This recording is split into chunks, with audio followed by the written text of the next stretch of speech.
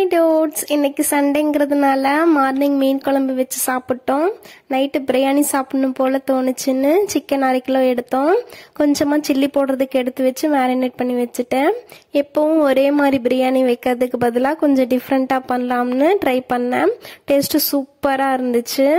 அதுக்கு ஒரு மிக்சி ஜாரில் 4 மிளகு, ஒரு பட்டை, 10 மிளகு, 3 வரமிளகா, 10 பல் பூண்டு, ஒரு சின்ன துண்டு இஞ்சி, ஒரு ஏலக்காய், 10 சின்ன வெங்காயம் எல்லாம் போட்டு நல்லா பேஸ்ட் மாதிரி அரைச்சி எடுத்து வச்சுட்டு ஒரு குக்கரில் 3 டேபிள் ஸ்பூன் ஆயில், பிரியாணிக்கு ஆயில் கொஞ்சம் சேர்த்து ஊற்றணும், இல்லைன்னா வரன்னு இருக்கும்.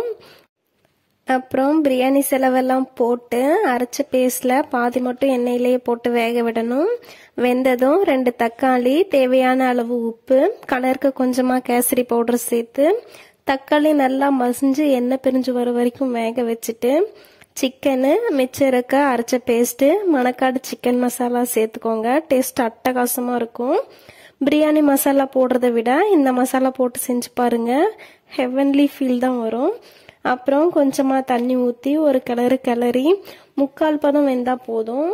அப்புறம் அரிசிக்கு தேவையான தண்ணி, கழிஞ்ச அரிசி எல்லாம் போட்டு உப்பு காரம் எல்லாம் கரெக்டாக இருக்கான்னு செக் பண்ணி பார்த்துட்டு விசில் போட்டு குக்கரை மூடி வச்சிருங்க. 2 விசில் வந்தால் போதும். விசில் அடங்கினதும் ஓப்பன் பண்ணி பார்த்தா சூடான உதிரியான டேஸ்டான சிக்கன் பிரியாணி ரெடி. பிரியாணிக்கு புதினா போடணும், என்கிட்ட இல்லை, கடையில் கேட்டதுக்கு மார்னிங்கே முடிஞ்சிருச்சுன்னு சொல்லிட்டாங்க. நீங்கள் இருந்தால் கண்டிப்பாக போட்டுக்கோங்க. அப்புறம் மறக்காமல் ட்ரை பண்ணி பார்த்துட்டு எப்படி இருக்குன்னு கமெண்ட் பண்ணுங்கள். வீடியோ பிடிச்சிருந்தா சப்ஸ்கிரைப் பண்ணி சப்போர்ட் பண்ணுங்கள். அவ்வளோதான், டாட்டா.